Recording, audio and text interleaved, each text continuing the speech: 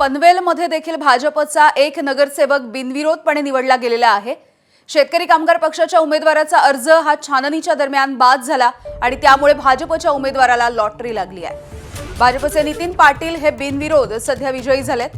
कल्याण डोंबिवलीमध्ये देखील भाजपचे 2 उमेदवार हे बिनविरोध निवडून आलेले आहेत आणि यानंतर आता पनवेलमध्ये देखील भाजपचा एक नगरसेवक बिनविरोध निवडला गेला आहे।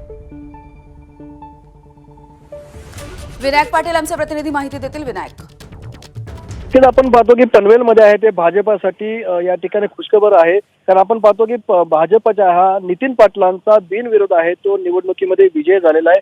कारण त्यांच्या समोर जो शेतकरी कामगार पक्षाचे उमेदवार होते त्यांनी अर्ज दाखल केला होता, मात्र आज छाननी प्रक्रिया होती आणि या छाननी प्रक्रियेमध्ये काही तांत्रिक गोष्टीमध्ये शेतकरी कामगार पक्षाचे जे उमेदवार होते त्यांचा अर्ज हा बाद झालेला आहे आणि दुसरा कुणीही त्याच्यामध्ये अर्ज भरलेला नव्हता, त्यामुळे एक अर्ज असल्यामुळे तोही बाद झाल्यामुळे नितीन पाटलांचे आहे आता बिनविरोधपदी या ठिकाणी नगरसेवक म्हणून आहे ते निवड झाले। त्यामुळे आपण पाहतो की पनवेलमध्ये आता एकूण 78 नगरसेवकांपैकी एक नगरसेवकाचा खातं उघडलेलं आहे आणि भाजपाचं ते खातं उघडलेलं आहे।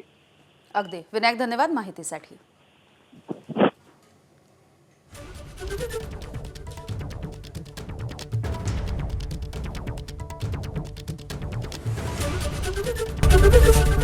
एबीपी माझा, उघडा डोळे बघा नीट।